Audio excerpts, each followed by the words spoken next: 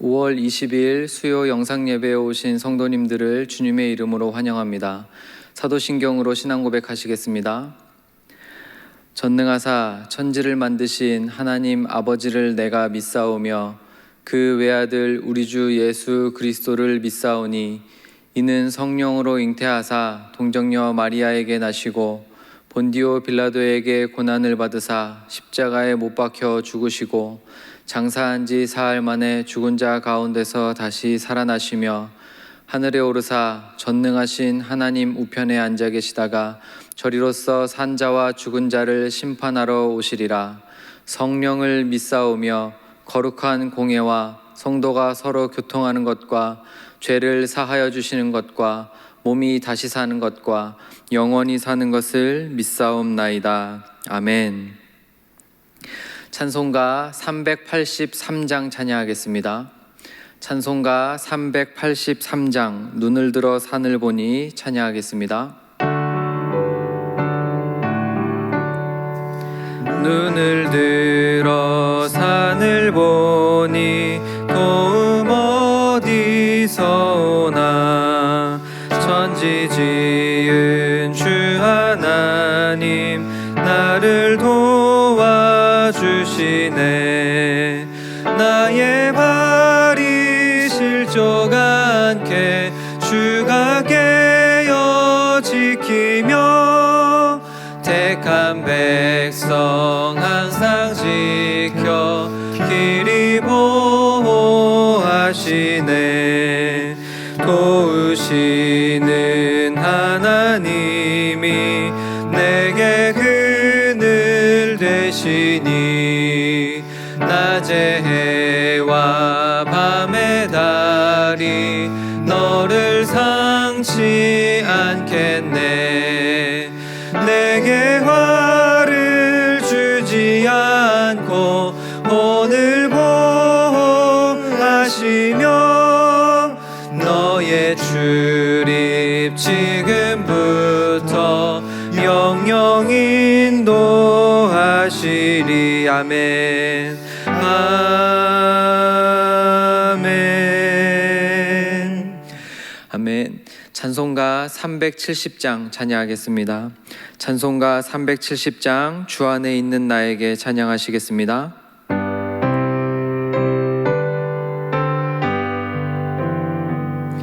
주 안에 있는 나에게 난 근심이 있으랴. 십자가 밑에 나가 내 짐을 풀었네. 주님을 찬송하면서 할렐루야 할렐루야. 내 앞길 멀고 험해도 나 주님만 따라가리. 그 두려움이 변하여 내 기도 되었고 전날의 한숨 변하여 내 노래 되었네. 주님을 찬송하면서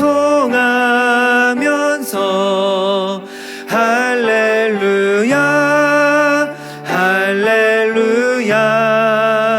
내 앞길 멀고 험해도 나 주님만 따라가리. 내 주는 자비하셔서 늘 함께 계시고 내 궁핍함을 아시고 늘 채워주시네. 아멘. 주님을 찬송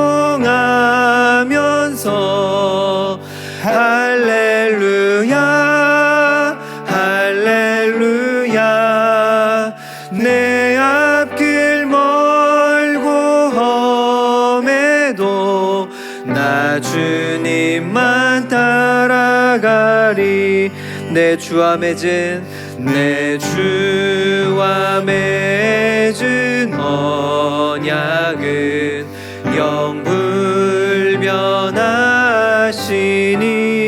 영불변하시니 그 나라 가기까지는 늘 보호하시네.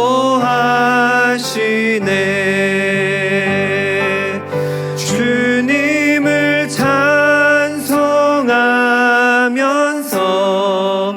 할렐루야 할렐루야. 내 앞길 멀고 험해도 나 주님만 따라가리. 아멘. 이 시간 예배를 위해서 윤종문 목사님 기도 인도하시겠습니다.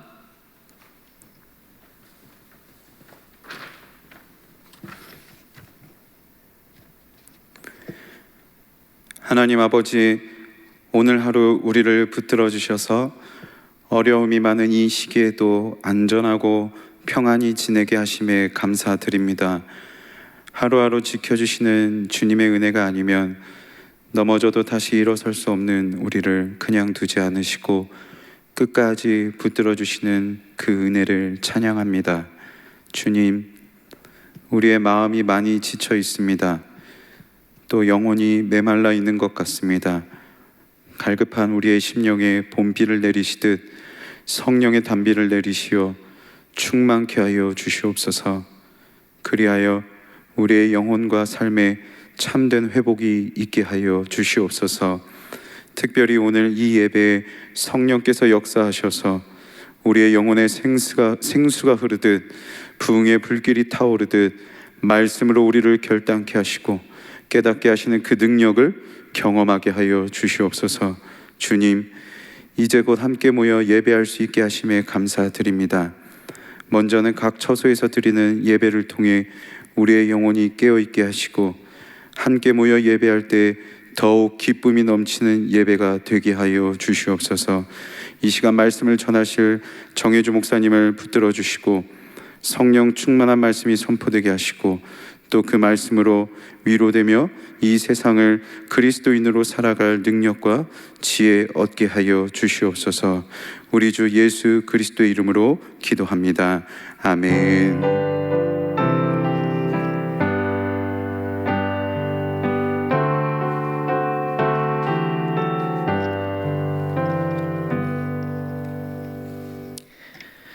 이 복된 시간 우리에게 주시는 하나님 말씀은 이사야서 11장 1절에서 9절까지의 말씀입니다. 이사야 11장 1절에서 9절까지 구약성경 981면에 있습니다. 말씀의 제목은 왕이 필요합니다입니다. 제가 읽겠습니다. 이새의 줄기에서 한 싹이 나며 그 뿌리에서 한 가지가 나서 결실할 것이요 그의 위에 여호와의 영 곧 지혜와 총명의 영이요 모략과 재능의 영이요 지식과 여호와를 경외하는 영이 강림하시리니 그가 여호와를 경외함으로 즐거움을 삼을 것이며 그의 눈에 보이는 대로 심판하지 아니하며 그의 귀에 들리는 대로 판단하지 아니하며 공의로 가난한 자를 심판하며 정직으로 세상의 겸손한 자를 판단할 것이며 그의 입에 막대기로 세상을 치며 그의 입술의 기운으로 악인을 죽일 것이며 공의로 그의 허리띠를 삼으며 성실로 그의 몸의 띠를 삼으리라. 그때에 이리가 어린 양과 함께 살며 표범이 어린 염소와 함께 누우며 송아지와 어린 사자와 살찐 짐승이 함께 있어 어린 아이에게 끌리며 암소와 곰이 함께 먹으며 그것들의 새끼가 함께 엎드리며 사자가 소처럼 풀을 먹을 것이며 젖먹는 아이가 독사의 구멍에서 장난하며 젖된 어린아이가 독사의 굴에 손을 넣을 것이라. 내 거룩한 산 모든 곳에서 해됨도 없고 상함도 없을 것이니 이는 물이 바다를 덮음같이 여호와를 아는 지식이 세상에 충만할 것임이니라. 아멘. 사랑합니다. 오늘 저희가 함께 읽은 이 말씀은 이사야서 66장이나 되는 이사야서 중에서도 가장 핵심이 되는 장 중에 하나로 알려져 있습니다. 왜 그런가 하면 메시아에 대해서 이야기를 하고 있기 때문입니다. 우리는 이미 메시아가 이 땅에 오셨고, 그리고 그 메시아가 어떤 분이시고, 그리고 그 메시아가 어떻게 행하셨는지를 이미 알고 있습니다. 그런데 이사야 시대에 이 시대를 살았던 사람들은 메시아가 누군지를 모릅니다. 메시아가 어떤 일을 하실지도 잘 모릅니다. 메시아가 언제 오실지도 모릅니다. 그래서 이사야의 이 예언의 말씀의 선포는 그 당시 사람들에게 굉장한 기대를 주었음을 알 수 있습니다. 진리의 말씀은 아니지만 인생의 그 깊이를 담고 있는 격언 중에 하나가 벼는 익을수록 고개를 숙인다라는 말이죠. 맞는 말 같습니다. 벼는 익을수록 고개를 숙입니다. 더 많이 알수록 겸손하고 더 알수록 나 자신의 부족함을 보게 되죠. 저희는 이 세상을 살아가면서 내 힘으로 무엇이든지 해결해낼 수 있을 것 같고, 또 이 세상의 방법, 그러니까 어떤 일이 벌어지면 그 일을 해결해낼 수 있을 것 같을 때가 많이 있습니다. 그래서 이런 일이 생기면 이렇게 하면 되겠다. 저런 일이 생기면 이 사람에게 연락하고 좀 부탁하고 이렇게 어떤 일들을 처리하면 일들이 해결되겠다. 저희 삶에서 많은 문제들이 벌어졌을 때 저희는 저희 나름대로 여러 가지 방법들을 찾습니다. 당연히 옳은 것이고 잘못된 게 아니죠. 그런데 삶을 살면 살수록 내 힘으로 내 인생을 해결할 수 없다는 것을 점점 느끼게 됩니다.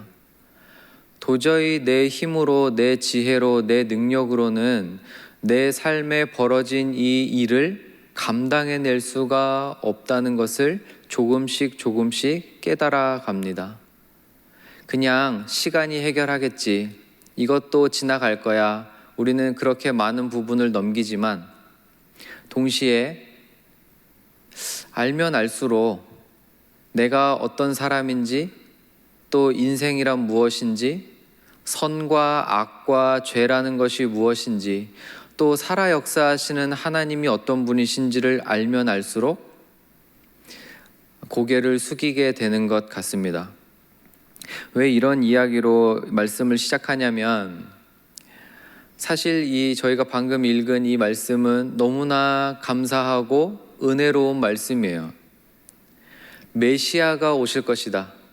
그리고 그 메시아가 하나님의 나라를 이룰 것이다. 이게 가장 핵심인데, 그래서 저희의 생각에는 그 당시 사람들이 이 말씀을 듣고 너무너무 기뻐하고 즐거워하고 감사했을 것 같은데 사실은 그렇지는 않았습니다. 왜냐하면 이사야 이 시대가 이미 괜찮게 살고 있었기 때문입니다. 경제적으로 살만한 시기였어요. 이스라엘이 그렇게 부강한 적이 얼마 되지 않아요. 다윗, 솔로몬, 그리고 그 다음부터는 계속 내리막길 걷다가 그나마 이제 히스기야 앞뒤로 조금씩 살아나고, 그리고 얼마 지나지 않아서 곧바로 다시 이제 나라가 멸망을 하는 시기로 이렇게 지나가게 되는데, 이 말씀이 선포되었던 시기가 그나마 잘 살게 되었던 딱 그 시기입니다. 이해가 되세요?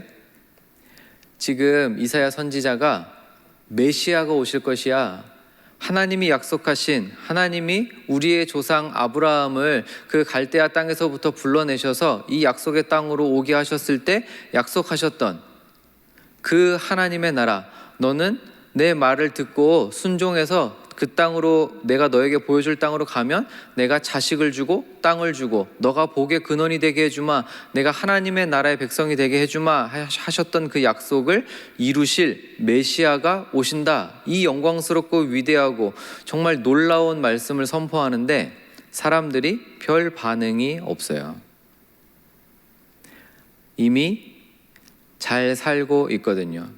당시 이스라엘은 그래도 그나마 강국을 이루었던 때였습니다. 물론 그 주변의 초강대국들 아수르나 바벨론에 비하면 아직 작은 나라이지만 그래도 나름대로 그 사이에서 영토도 가장 넓었던 때, 경제적으로도 가장 부강한 때였습니다. 그런데 그때 이사야가 메시아가 오실 것이다 라고 선포를 한 겁니다. 예를 들어서 이스라엘이 정말 가난해지고 정말 막 이방 나라들이 쳐들어와서 사사시대처럼 막 우리를 살려달라고 건전해달라고 기도했을 때라면 메시아가 오실 것이다, 이 놀라운 말씀의 선포가 감동으로 다가왔을 텐데 이미 메시아 안 오셔도 괜찮은 거예요. 메시아가 오시면 당연히 좋겠지만 안 오셔도 먹고 살만한 거예요. 이 세상 그래도 괜찮게 살고 있거든요. 그러나 이사야 선지자는 명확하게 이사야서 1장부터 선포했습니다. 눈으로 보여지는 이 시기가 비록 먹을 것이 풍성하고 제사가 풍성하게 드려지는 이 시기라 할지라도 하나님께서는 너희를 떠나실 것이다. 이것을 이제 나에게 그만 예배 드려라, 이제 재물 그만 가져와라 라고 표현했습니다. 왜냐하면 그 수없이 많이 드려지는 예배와 수없이 많이 드려지는 재물들이 악과 함께 드려지기 때문에 그렇습니다. 잘 살고 있는 건 맞지만, 잘 살던 시대는 맞지만 강자들이 약자들을 짓밟아서 더욱 부강해지는 그 거짓되고 악한 잘됨을 하나님께서는 헛되다라고 표현하시는 것입니다. 그래서 그 어느 때보다 메시아가 오실 것이라는 이 예언의 말씀이 지금 이 시기에 선포가 되는 것입니다. 사람들이 느낄 때는 괜찮게 살고 그래도 잘 살고 있는 것 같고 그래도 사람들 보기에 괜찮아 보이는 이 시기가 하나님이 보실 때는, 이사야 선지자가 볼 때는 메시아가 필요한 시기인 것입니다. 엄청난 경고의 말씀이죠. 그래서 이사야서 9장과 11장에 이어서 계속해서 메시아가 오실 것이라는 선포를 하고 있습니다. 이 11장 1절에 이새의 줄기에서 한 싹이 나서 그 뿌리에서 한 가지가 나서 결실할 것이요, 하나님께서 다윗과 맺으셨던 언약, 내가 영원히 너의 왕권이 끊어지지 않고 너의 집이 망하지 않게 할 것이다, 내 나라가 영원하리라 약속하셨던 그 언약을 따라서 이새의 줄기에서 메시아가 오실 것이라는 것입니다. 2절이 정말 중요한데, 그 위에 여호와의 영 곧 지혜와 총명의 영이요 모력과 재능의 영이요 지식과 여호와를 경외하는 영이 강림하시리니. 3절에 그가 여호와를 경외함으로 이렇게 다스릴 것이다 라는 선포를 하고 있습니다. 메시아의 첫 번째 특징은, 메시아의 가장 첫 번째 특징은 하나님의 영이 임하는 사람입니다. 하나님의 영과 함께 하시는 분이십니다. 이것이 메시아의 가장 큰 특징 중 하나예요. 그래서 여호와의 영을 충만하게 입으신 그 메시아가 이 땅에 오시면 눈에 보이는 대로 귀에 들리는 대로 심판을 하지 않으실 거예요. 오직 여호와의 영께서 말씀하시는 대로 심판을 행하기 시작하실 것입니다. 이 세상을 살면서 저희들이 또 느끼는 것 중에 하나는 눈에 보이는 게 다가 아니라는 거죠. 그런데 저희는 눈에 보이는 거에 너무 잘 속아요. 심지어는 내 자신조차도, 그러니까 내가 나를 속여요. 눈에 보이는 것들로. 이 정도면 괜찮지. 이 정도면 저 사람보단 낫잖아. 그러나 하나님이 보실 때는 아닐 때도 많은 거죠. 메시아가 오시면 하나님의 영을 충만하게 받으셔서 여호와를 경외하는 영, 여호와를 경외하는 영으로 충만해지셔서 그분이 이 땅에 오셔서 하나님의 나라를 세워가실 텐데, 그 첫 번째 특징이 눈에 보이는 대로, 귀에 들리는 대로, 세상의 기준대로 행하시지 않고 여호와의 영이 이끄시는 대로 행하신다는 것입니다. 이것이 메시아의 정말 큰 특징 중에 하나예요. 우리 주 예수 그리스도께서 사역을 시작하시기 전부터 성령의 이끌림을 받으셔서 광야에 나가서 40일을 금식하시죠. 이것이 메시아의 특징이에요. 그래서 4절에 공의로 가난한 자를 심판하고 정직으로 세상에 겸손한 자를 판단하고 그의 입에 막대기로, 세상의 기준을 가지고 세상을 보는 것이 아니라 그의 입술의 막대기로 하나님의 말씀의 그 능력으로 이 세상을 보실 것입니다. 그런 일들, 그런 하나님의 다스림, 하나님의 영을 충만하게 받으셔서 여호와를 경외할 줄 아는 그분이 성령의 인도하심을 따라 이 세상을 다스리시기 시작하실 때, 심판하시기 시작하실 때 어떤 일이 벌어지냐면 6절에서 9절까지의 말씀이 벌어집니다. 그때에 이리가 어린 양과 함께 살며 표범이 어린 염소와 같이 눕고 송아지와 어린 사자가 살찐 짐승들과 함께 있고 암소와 곰이 함께 먹으며 사자가 소처럼 풀을 뜯으며, 사자가 풀을 어떻게 뜯을지 모르겠지만 사자가 함께 풀을 뜯으며, 이 8절과 9절이 정말 상징적인데, 젖 먹는 아이가 독사의 구멍에서 장난치고 젖을 막댄 아이가 독사의 굴에 손을 넣어도 물리지 않을 거예요. 상함이 없을 거라는 거예요. 이것은 상징입니다. 학자들마다 진짜로 사자가 풀을 뜯을 거다라고 말하는 학자도 있어요. 그리고 이것은 상징이다라고 말하는 학자도 있는데, 두 가지를 다 택해도 말씀을 이해하는 데는 크게 문제가 없습니다. 가장 중요한 핵심은 이것입니다. 원수의 관계가 해결된다는 것입니다. 강자와 약자를 나누는 이 세상의 기준이 완전히 파괴된다는 것입니다. 부자와 가난한 자가 은연중에 세워진 벽 사이에서 그 벽을 사이에 두고 사는 것이 아니라, 메시아가 오시면 사람과 사람 사이에 세워져 있는 그 수많은 벽들을 다 허무신다는 거예요. 사회적으로 나누어진 그 계층 다 없애버리시겠다는 거예요. 이 말씀을 오해하시면 안 돼요. 무슨 공산주의처럼 다 똑같이 되는구나, 그런 개념이 아니고, 강자와 약자는 여전히 있어요. 이 땅에서 부자와 가난한 자는 예수님 오실 때까지 여전히 계속될 겁니다. 그러나 메시아가 오시면, 하나님의 아들 인자가 오시면, 예수 그리스도께서 오시면 그 모든 차이들이 사랑으로 하나 된다는 말입니다. 창세기 3장에서 가장 처음 깨어진 그 관계, 가장 처음으로 원수가 되어져 버린 여자의 후손과 뱀이 이 상징으로 해결이 되는 거예요. 그 문제가 해결된다는 거예요. 이것이 메시아가 오셔서 하나님 나라를 이루시고 하나님의 통치를 이루어 가실 때 벌어지는 일들입니다.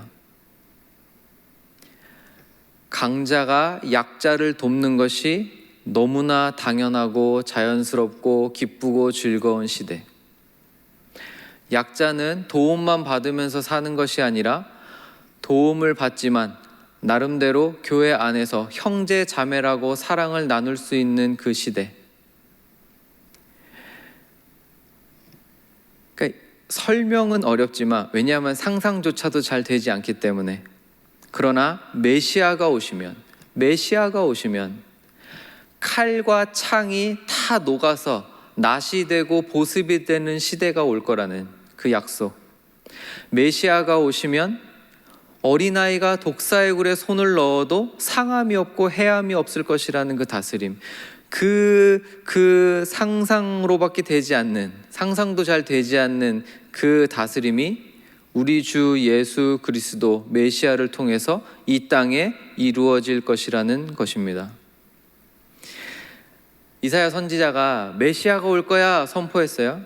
근데 그 메시아가 이런 일을 행하실 거야, 그 당시 사람들은 이해가 안 가는 거예요. 그 당시 사람들은 그런 메시아가 필요한가? 그런 메시아가 내가 원하는 메시아 모습이 아니네?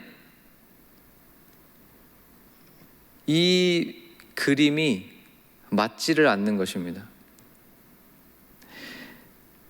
사랑하는 성도 여러분, 제가 처음에 잠깐 예로 들었던 벼는 익을수록 고개를 숙인다는 의미가 그냥 제가 말씀을 준비하면서 계속 생각이 났어요. 저희는 말씀을 공부하고 많이 듣고 해서 이미 잘 알잖아요. 예수님이 어떤 분이신지. 예수님이 나를 대신하셔서 내 죄를 지시고 십자가에 돌아가셨어요. 그리고 죽으시고 다시 살아나셨어요. 그 사실을 믿으면 나도 예수 그리스도와 함께 성령을 통해서 신비로운 연합을 이루어 십자가에서 예수님이 죽으셨지만 내가 죽는 것과 똑같은 그 법정적인 능력을 하나님께서 우리에게 선언하세요. 너는 여전히 죄인이지만 내 아들 예수가 너를 대신해서 십자가에 못 박혀 죽고 다시 살아나신 것을 믿으니 죄인인 너를 죄가 없는 의인으로 인정하시겠다. 너는 의롭다 칭의 주시고, 그리고 예수의 영 성령을 통해서 날마다 하루하루 거룩하게 변화시켜 가시는 성화의 삶을 통해 결국 우리는 예수 그리스도를 닮는 영화로운 모습으로 나아갈 것을 저희는 다 알고 있어요. 그러나 이 땅에서 벌어지는 모습들은 전혀 다를 때가 많습니다. 저희가 정말 예수님을 믿는 사람이라면, 예수님이 메시아라는 것을 믿는다면, 그리고 그분이 이 땅에 오셔서 이루시려고 했던 것이 사자와 어린 양이 함께 뛰노는 나라라는 것, 어린 양이 독사굴에 손을 넣어도 해함이 없을 거라는 그 나라를 만드시려는 것을 알고 있다면 지금처럼 살면은 안 될 것 같아요. 그렇지 않습니까? 내 생각대로 계속 살면 안 될 것 같아요. 세상이 원하는 기준에 맞추려고 애쓰면서 살면 안 될 것 같아요. 세상 사람들은 정말 죄송하지만 돈 벌려고 태어나신 것 같아요. 어떻게든 행복이라는 걸 누리기 위해서는 돈이 필요하다, 이 논리를 가지고 명예가 필요하다, 지위가 필요하다, 많은 말들 다 붙이지만 결국은 남보다 무언가를 더 많이 가져서 남이 누리지 못하지만 내가 누려야 행복하고, 남이 못하는 걸 내가 해내야만 무언가를 이루어내서 행복하고. 근데 예수님이 세우실 하나님의 나라는 그런 나라가 아니거든요. 그런 것이 필요 없다는 얘기가 아니라 행복과는 상관이 없는 거예요. 그것은 왜요? 예수만으로 행복하기 때문에. 우리의 왕으로 오신 예수 그리스도만으로 이미 그 삶의 가장 큰 행복을 누리고 있기 때문에 이 세상을 통해서 얻을 수 있는 수많은 그 물리적인 것들은 얻으면 좋지만 안 얻어도 상관이 없는 거예요. 정말로 상관이 없는 거예요. 이런 말씀을 들으니 이스라엘 백성들이 어떻게 반응했겠습니까? 그런데 두려운 것은 저희도 이 말씀을 들으면서 이스라엘 백성처럼 반응할까봐 두려울 때가 있습니다. 사랑하는 성도 여러분, 세상은 끊임없이 우리에게 이야기합니다. 정말 쉬지 않고 끊임없이 이야기합니다. 돈 벌어놔야 노후가 편하다. 자식이 잘 돼야 되는 거 아니냐. 다 맞는 말들로 우리의 눈을 닫아요. 다 논리적으로 말이 되는 말들로 우리의 신앙을 늦춰요. 바보가 아닌 이상 말도 안 되는 걸로 누가 속겠습니까? 다 말 되는 것들, 다 논리적인 것들, 다 수긍이 되는 것들로 하나님의 말씀에 귀 기울이지 못하게 만들어요. 그럴 때 누가 필요한 겁니까? 우리에게 왕이 필요한 것입니다. 우리의 삶을 이끌어줄 메시아가 필요한 것입니다. 정말로 이 땅을 하나님의 나라로 만들어 가시는 그분의 영으로 충만해져야 하는 것입니다. 저와 여러분에게는 왕이 필요합니다. 그 왕은 누구십니까? 예수 그리스도세요. 그냥 지나가는 말로 내 삶을 인도해 주십시오. 기도할 때마다 사랑하는 하나님 아버지, 말은 얼마든지 할 수 있지만 그거 가장 잘했던 사람들이 바리새인이잖아요.